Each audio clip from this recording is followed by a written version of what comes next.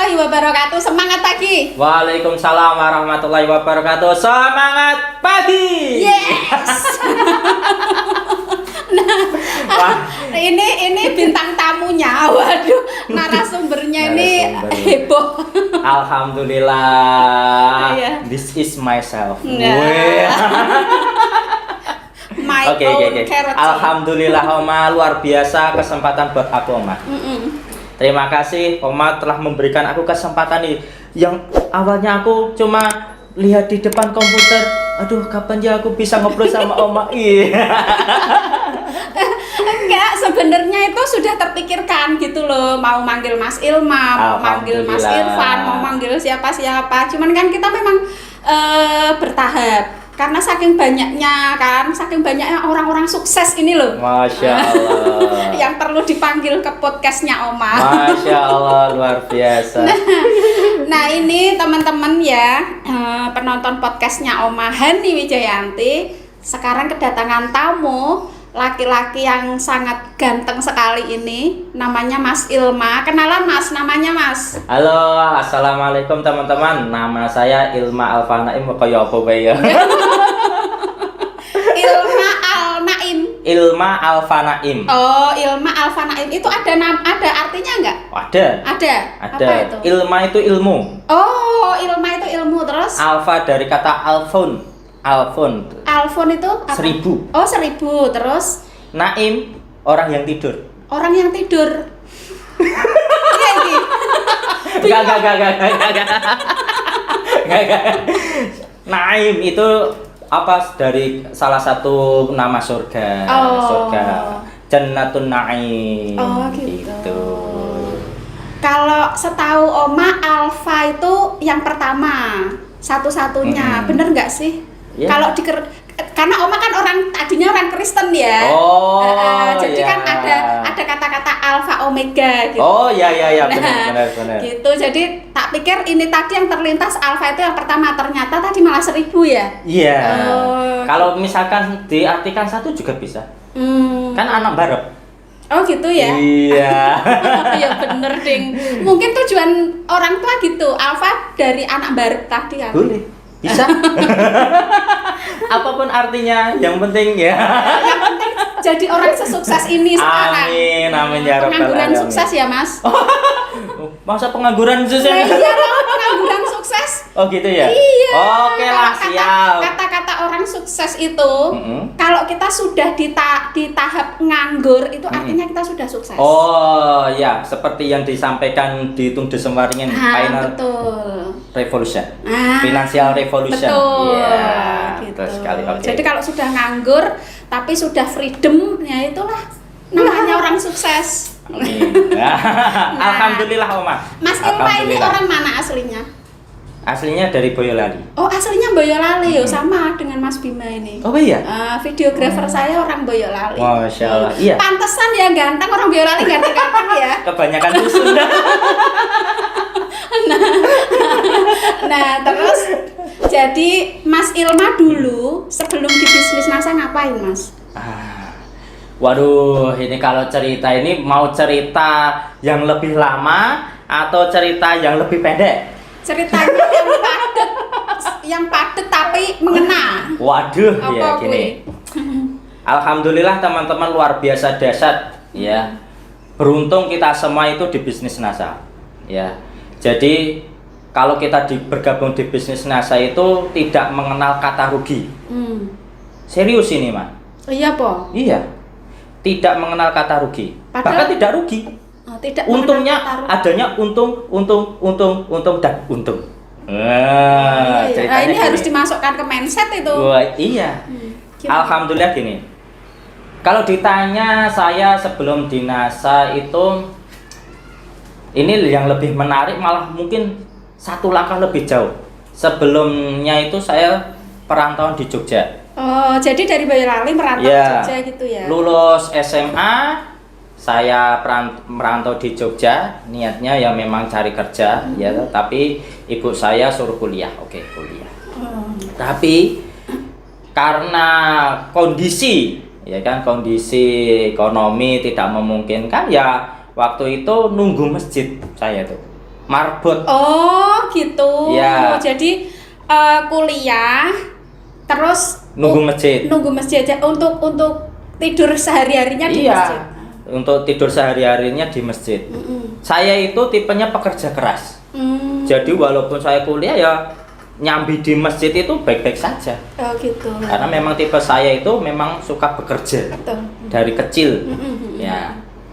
Terus bahkan itu saya awal di Jogja itu di Masjid Nurul Hujat 3 bulan di situ, terus pindah lagi di Tanjung 2 tahun sampai di Pandian sini 2 tahun. Jadi itu masjid. Iya. Oh, memang waktu itu dibikin sebuah profesi sebagai marbot. Tapi sambil kuliah Bukan atau profesi. gimana? Terus Bukan. gimana? Karena nggak punya duit buat ngekos. Serius lah. Lah iya. Serius. Ya kan berarti bisa dianggap sebagai profesi lah Ya, ya. kalau profesi kan harus Ada punya penghasilan gitu. Iya, kan itu nggak dibayar. Oh, jadi ini dianggaplah sebagai amal ya, amal soleh Ya. sebagai marbot ya. Iya, pertama itu, yang kedua kan saya butuh tempat tinggal. Kalau ngekos ya nggak cukup, iya kan. Terus saya kan mikir, alhamdulillah saya itu bisa mikir, diberi akal oleh Allah itu, alhamdulillah saya bisa berpikir gini, saya bisa di Jogja, ya kan, bisa tempat tinggal, cari yang gratis. Nah waktu itu Gimana kalau itu? biaya kuliah yang biayai Oh, kalau biaya kuliah semester awal sampai tengah itu masih orang tua. orang tua. Oh, oke. Terus itu di apa? Saya itu nyambi kerja jualan buku itu udah nanti tak ceritain. Ya kan. Dari masjid ke masjid itu mengajarkan kepada saya untuk survive. Bagaimana saya itu bisa bertahan hidup. Oke. Jadi di otak saya itu, di mindset saya, bagaimana saya itu bisa bertahan hidup. Awalnya kayak gitu, ya kan? Karena kuliah itu hanya untuk ngelegani orang tua awalnya. Yang ya kuliah, pokoknya saya itu bisa bertahan hidup. Pada suatu ketika di Masjid Pandian sini, di Masjid Pandian kan saya nunggu di masjid situ. Di situ kan ada Pak Iksan.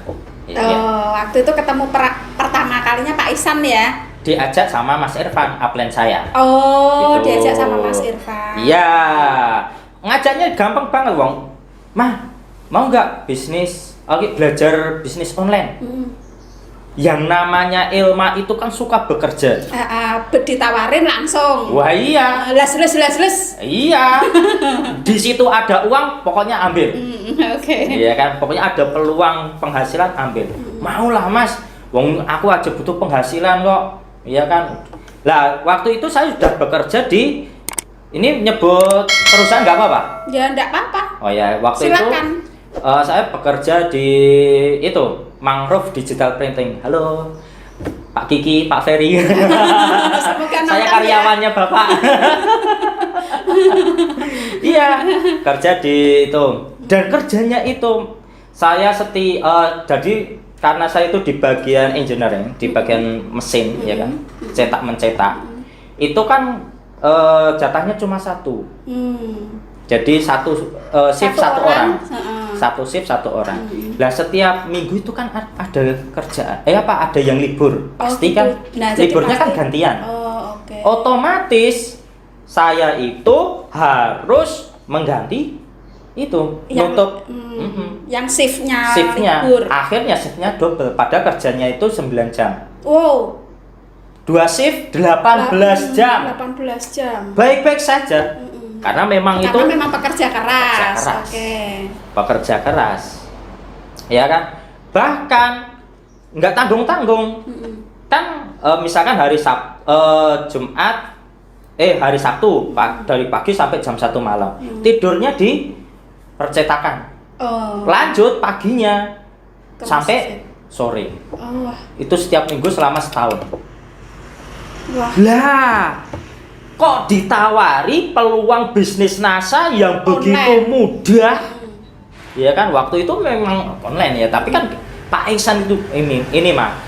Pak Iksan itu tidak waktu jelasin itu tidak ngomongin online coba.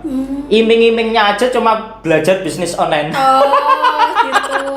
Jadi waktu itu ya itu marketing ya. Iya.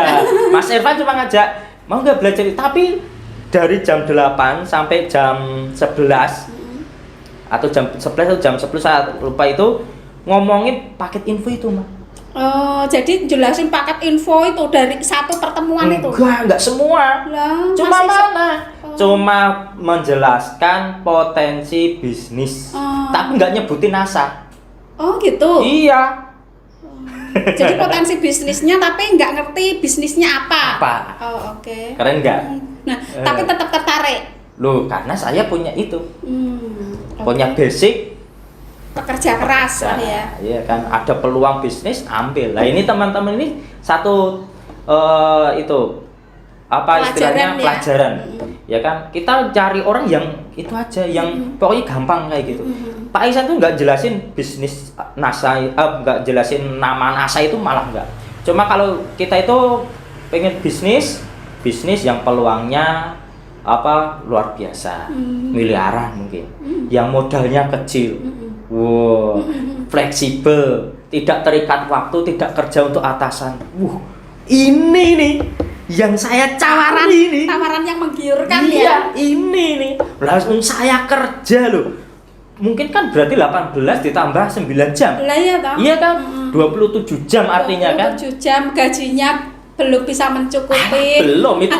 Lah kalau mencukupi ngapain saya ngelebur-ngelebur kayak gitu. Betul. Iya.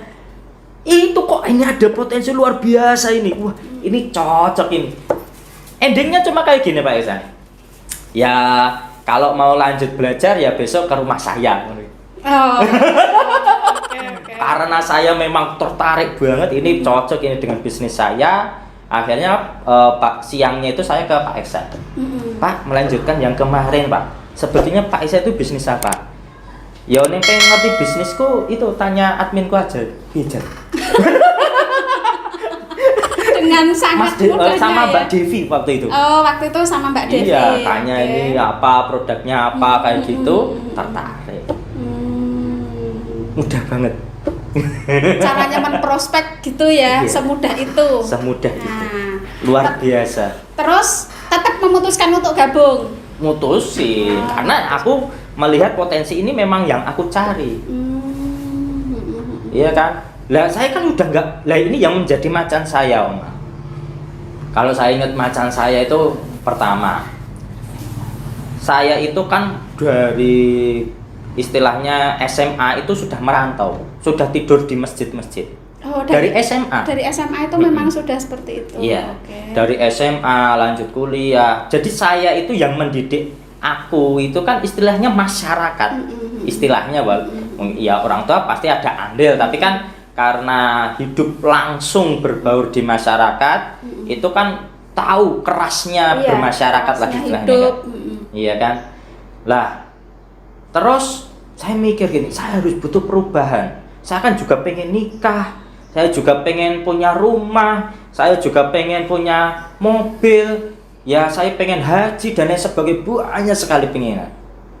Waktu kuliah itu saya mencoba cari apa usaha-usaha relasi banyak, tapi mentok di mana modal.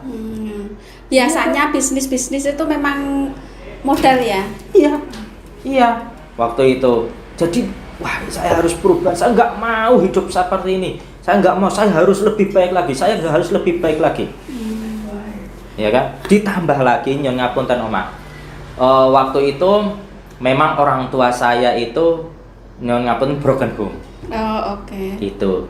Jadi saya itu menyaksikan langsung, menjadi saksi hidup. Saya itu merasakan langsung di posisi sebagai seorang anak bagaimana dari rasanya yang broken home. Betul sekali. Kayak gitu. Dan broken home-nya itu tidak lain dan tidak bukan memang dipicu dari ekonomi. Oh, karena persoalan ekonomi ya. Iya. Oke. Ceritanya gini. Ini saya yakin mungkin bagi teman-teman semua wajar. Hal ini sering terjadi di mana-mana. Ya kan, tapi after effect-nya ini memang luar biasa. Fenomena seorang ayah bekerja dari pagi sampai malam. Ya kan? Untuk menghidupi keluarga. Karena kebutuhan yang belum tercukupi, otomatis ibu saya juga ikut kerja. Oh gitu. Jadi dua-duanya kerja ya. Kerja. Akhirnya apakah mereka punya waktu untuk bertemu, untuk ngobrol? Nggak ada. Sedikit. Berapa bersaudara Mas Ilma? Dua bersaudara. Dua bersaudara. Karena komunikasi yang tidak terjalin dengan baik, kemudian karena istilahnya itu terjadi gesek, ya kan, maka terjadi cekcok setiap hari, cekcok. Itu kan saya udah besar, wong saya itu udah kuliah itu. Oh, jadi kejadian cekcoknya itu? Iya, itu puncaknya, ya. Tapi bumbu-bumbunya beforenya itu sudah lama. Akumulatif ya. Iya. Gitu. Jadi seperti bom waktu lah. Gitu iya. Ya sama dari kecil sampai itu puncaknya itu lah waktu kuliah itu, karena sudah tahu mana yang benar, mana yang salah, terus sudah tahu sebab dan akibat. Saya itu mempunyai sebuah macan kayak gini. Saya nggak mau keluarga saya besok seperti ini. Saya harus beda dengan orang tua saya. Betul. Oh, orang tua saya itu kenapa kok bisa seperti ini? Karena ekonomi, maka saya harus kaya. Waktu itu di batin saya. Maka waktu itu saya bekerja apapun mau.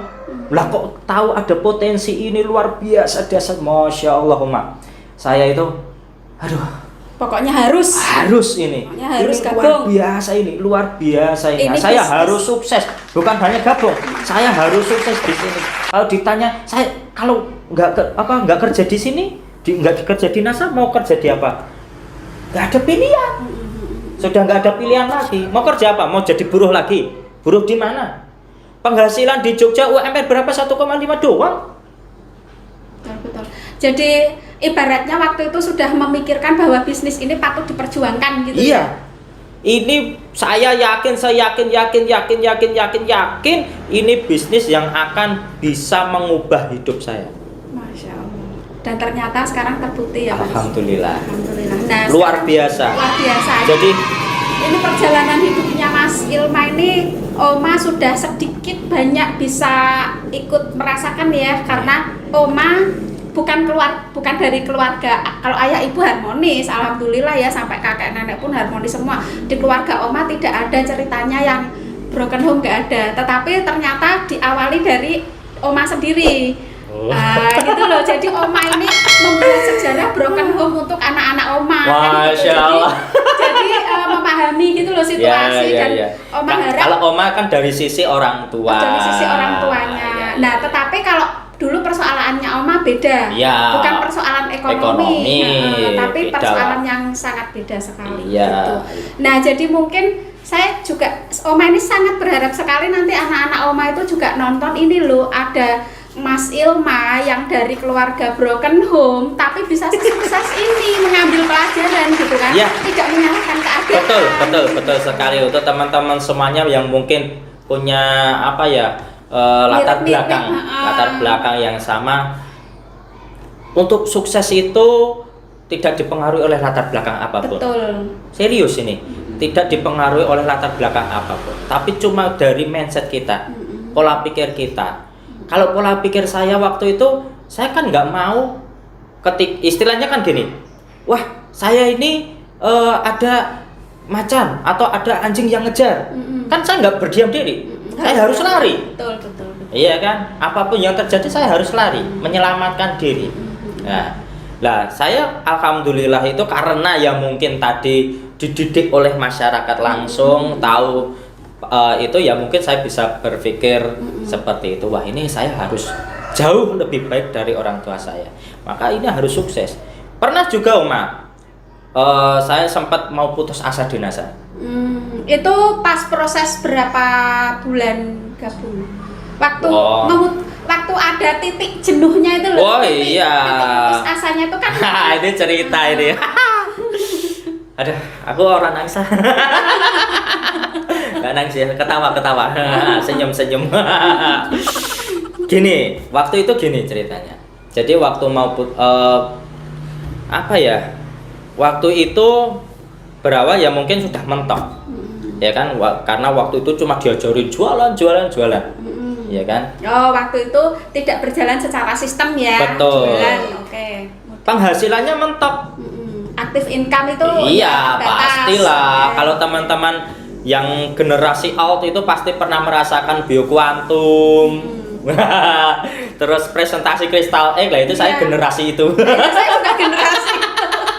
Betapa susahnya itu. Bahkan menjadi ketua kanker serviks di Jakarta kan. Oh iya. Bener juga. Lah itu kan sulit, tidak semua orang kan bisa kalau Iya, Mah. harus orang yang punya skill. Iya. Harus orang yang memang benar bisa ngomong. Iya, mentok penghasilannya coba. Wah ini nggak bisa kayak gini. Waktu itu saya konsultasi ke Mas Irfan. Mas ini gimana ini? Ya cari leader kayak gitu. Wah saya tuh, wah pokoknya nyari leader. Saya itu punya donatur banyak ya kan. Cari leader di, wah ini japri bahkan ada yang sakit hati, ada yang mencaci, masa donen nyaci. Ada dulu belum ada apa urutan Marketing lagi. ya wajar kalau dulu ya kan. Wah kayak gitu, wah sudah mentok lah sampai titik ini Oma. Waktu itu saya masih SM. Mencoba karena saya itu jatuh cinta kepada seorang wanita yang luar biasa. Masya Allah, yang sekarang jadi istri ya. Ya iyalah. Lah kok yuk. Ya masa ya sekarang. Lah, siapa tahu jatuh cinta dengan seorang wanita tapi nggak jadi istri ayo. Kan ada. Ya orang istriku. Ya waktu itu masuk jenjang SM. Aku ngelamar beliau ya kan, kok beliau kan istri, di beliau kan ya, istri calon istriku ya kan waktu itu. Nah belum punya penghasilan kan waktu SM ya, penghasilan berapa lah? Ya kalau 1 SM juta. 1.200.000 Ya, waktu itu udah keluar dari mangrove. Jadi penghasilan cuma itu. Lah, saya itu ada satu prinsip. Malu kalau nikah pakai biaya orang tua. Oh, oke. Iya. Saya itu malu banget. Pokoknya Harus biaya sendiri. harus biaya sendiri. Saya itu kalau bisa hidup biaya sendiri. Jadi saya dari kuliah, kalau orang tua kan bayar kuliah, ya kan. Selepas itu ya saya sendiri untuk makan, untuk apa-apa. Bahkan saya itu pernah 3 hari itu cuma makan daun pepaya direbus. Wow. Terus bumbu apa itunya, sambal apa gitu? Enggak ada. Oh, cuma Itu daun pepayanya aja cuma minta. Iya. Jadi saya itu di posisi yang iya. Oke. Bahkan nanti pernah waktu di pondok onliner itu di rumahnya Pak Esan itu karena udah nggak closing ya kan, terus makannya cuma itu ya karena dulu. Itu kan cara dulu. Kalau sekarang kan lebih mudah. Ya kan. Nah waktu itu sudah SM, wah ini aku harus segera stokis. Nah ini cerita perjalananku bener-bener ngejar stokis. Nah nanti aku cerita Oma, ada ujian yang luar biasa. Ini mungkin ujian ini tidak dialami oleh yang lain ini, kayaknya loh ya, setahu saya. Waktu itu saya kejar stokis dari SM ke goal manager dulu. Alhamdulillah itu kurang lebih 3 bulan. Oh, dari SM ke goal manager. Iya, kalau nggak 3 bulan ya 5 bulan lah. 3 sampai 5 bulan saya lupa itu. Nah, itu karena ya caranya saya harus itu punya penghasilan untuk nikah. Dari uang rabat itu saya tabung untuk persiapan nikah, kan udah ngelamar kan, masih ada jeda kurang lebih 1 tahun. Jadi untuk nabung hilang uangnya. Masya Allah, hilang. Dicelengnya di mana? Ya di depan, maksudnya di rumah PO itu. Itu dicelengan gitu. Iya. Padahal setiap itu ngasih 50.000 kayak gitu. Ya Allah. Hilang total nggak ketemu? Hilang. Sampai sekarang? Ya iya dong. Astagfirullahaladzim. Celengannya masih, Oh, tapi uang di dalamnya hilang. Iya. Tuyul kali. Katanya kan ada. Tuyul rambut ireng. Iya, waktu itu saya itu masya Allah hilang ini.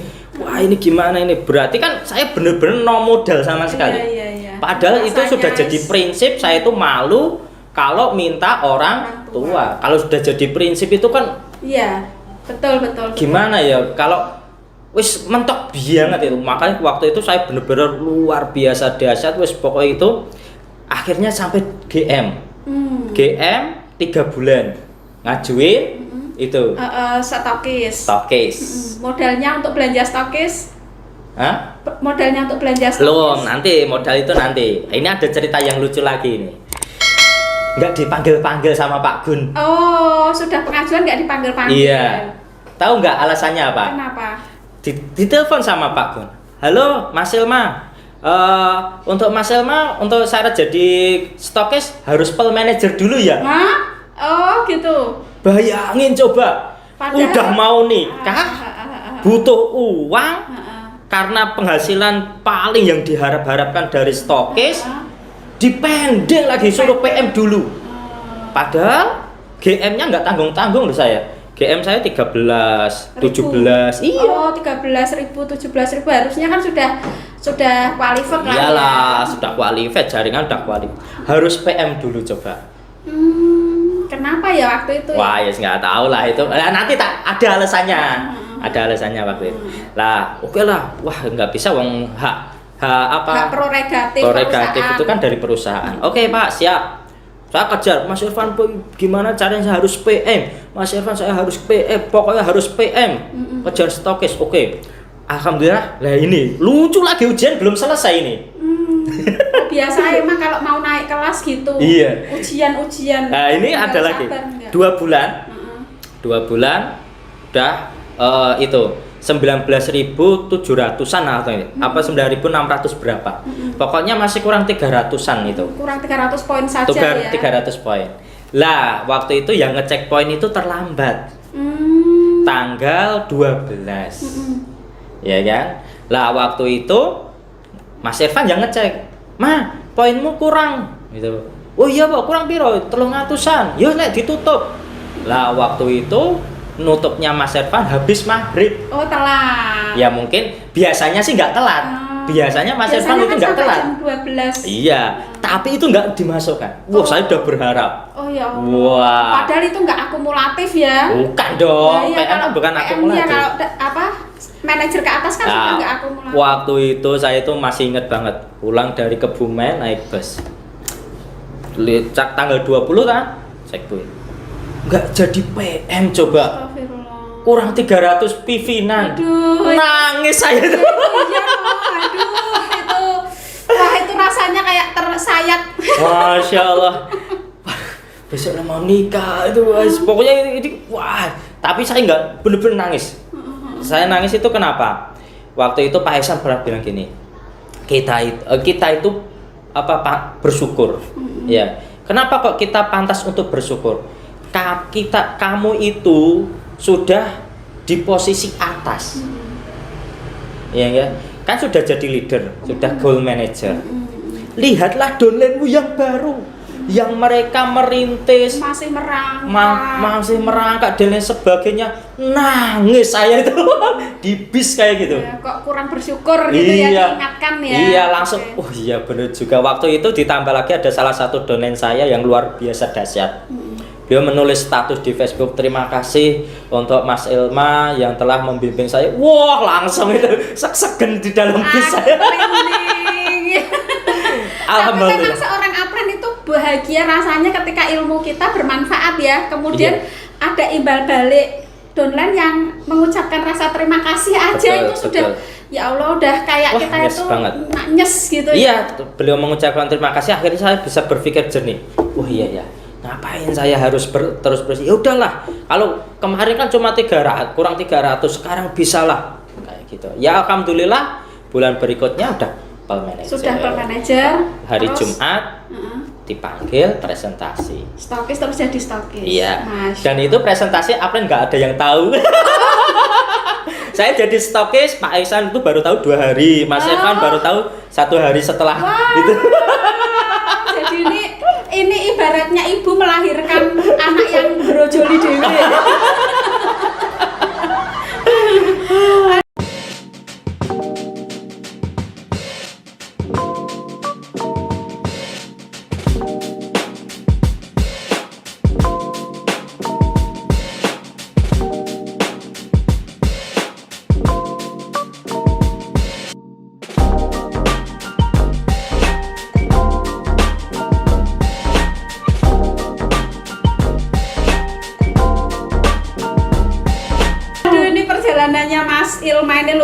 biasa ya. Iya, Dari alhamdulillah. latar belakang keluarga, kemudian perjuangannya dari marbot. Ini ceritanya ini nanti judulnya seorang marbot yang sukses di NASA gitu ya Mas. Boleh lah.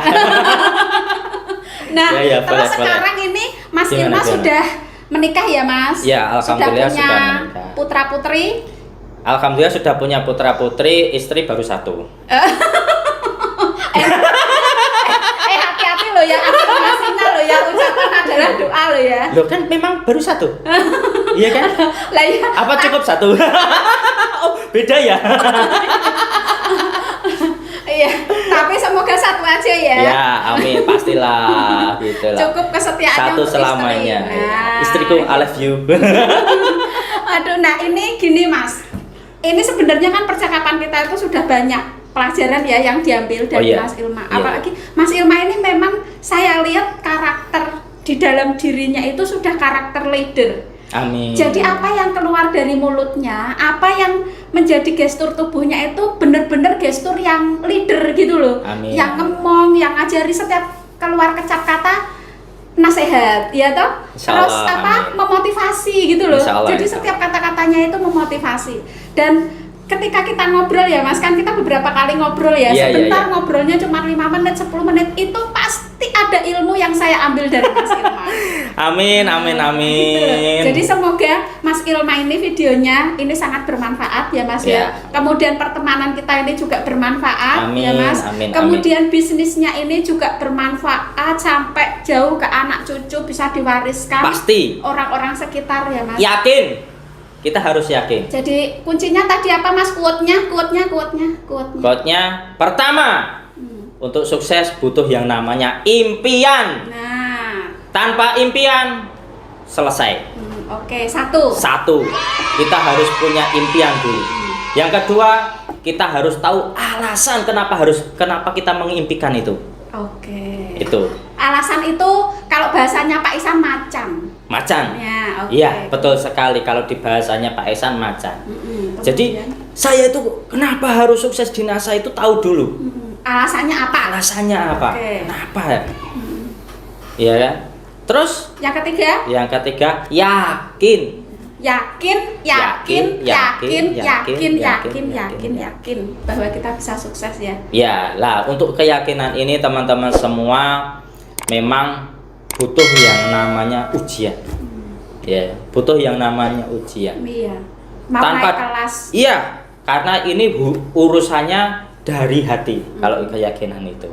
Jadi, kalau kita belum diuji, mungkin impian kita belum dihina, belum dicaci maki, belum disepelekan, belum mempengaruhi keyakinan kita, apakah kita benar-benar yakin atau tidak, maka itu belum. Saya katakan belum. Belum layak untuk sukses. Belum layak untuk sukses. Oke. Temukan dulu impianmu, alasanmu yang luar biasa dasar. Kemudian yakin sukses. Yakin. Oke, Betul. para miliarder NASA Indonesia, sekian podcast Oma dengan Mas Ilma. Semoga ini bermanfaat. Wassalamualaikum warahmatullahi wabarakatuh. Semangat pagi. Semangat pagi luar biasa.